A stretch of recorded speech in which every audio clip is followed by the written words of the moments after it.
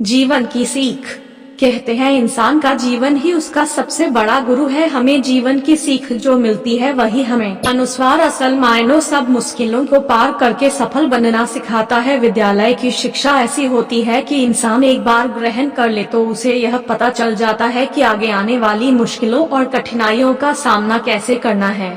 विद्यालय में पास होकर हम हमेशा ऊपर की कक्षा में जाते हैं, लेकिन जिंदगी एक ऐसा विद्यालय है जहां हम अपनी एक गलती के कारण फिर वही पहुंच जाते हैं जहां से हमने शुरुआत की होती है। उदाहरण ले एक व्यापारी जिसने जब अपने व्यापार का श्री गणेश किया था तब उसके पास कुछ भी नहीं था और अपनी मेहनत और बुद्धिमत्ता के कारण जल्दी ही उसने बहुत पैसे कमाए और अपने शहर का सबसे प्रसिद्ध व्यापारी बन गया। अब उसके अंदर घमंड ने प्रवेश कर लिया था। जहां पहले वह सभी से बड़ी विनम्रता के साथ बात करता था, अब उसकी हर बात में अकाद होती थी।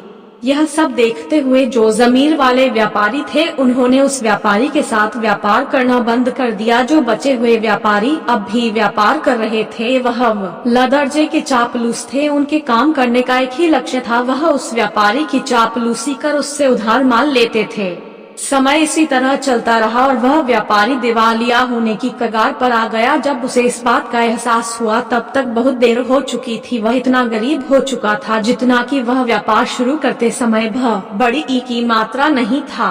उसके सामने जिंदगी का वह मंच था जहां उसे सब कुछ शून्य से आरंभ करना था और कोई होता तो शायद हिम्मत हार जाता, परंतु वह एक बार फिर से तैयार था अपना वह साम्राज्य बनाने को जो वह खो चुका था। सबसे पहले उसने अपने कर्जदारों से किसी तरह पैसे निकलवाए, फिर छोटे स्तर पर अपना व्यापार जल्द ही शुरू किया, लेकिन इस बार उसे पहले से ज्यादा मेहनत करनी पड़ रही थी। इसका कारण था उसका पुराना व्यवहार जो बदल तो चुका था, लेकिन इस बात को दूसरों तक पहुंचाने में उसे काफी मशक्कत करनी पड़ रही थी। लेकिन अपनी पिछली गलतियों को न दोहराते हुए वह देर से ही सही एक बार फिर एक प्रसिद्ध व्यापारी के साथ उन लोगों के लिए एक उदाहरण बन गया था जो सब कुछ आने पर अपनी जड़ों को भूल जाते हैं जहाँ से उन्होंने शुरुआत की होती है।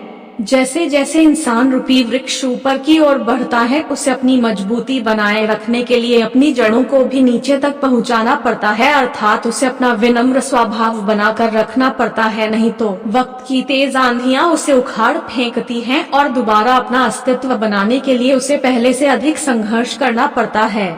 ये सब लिखते हुए मुझे चाणक्य के वचन याद आ गए, अगर सीखना है तो दूसरों की गलतियों से भी सीखो, स्वयं गलतियां करके सीखने के लिए आपकी उम्र कम पड़ जाएगी। दोस्तों, उम्मीद है इस कहानी से आपने भी कुछ न कुछ जरूर सीखा होगा। आप अपने विचार हमें अवश्य बताएं, हमें आपकी प्रतिक्रियाओं का इंतजार रहेगा और वीडियो को लाइक कर देना, चैनल को सब्सक्राइब कर लेना।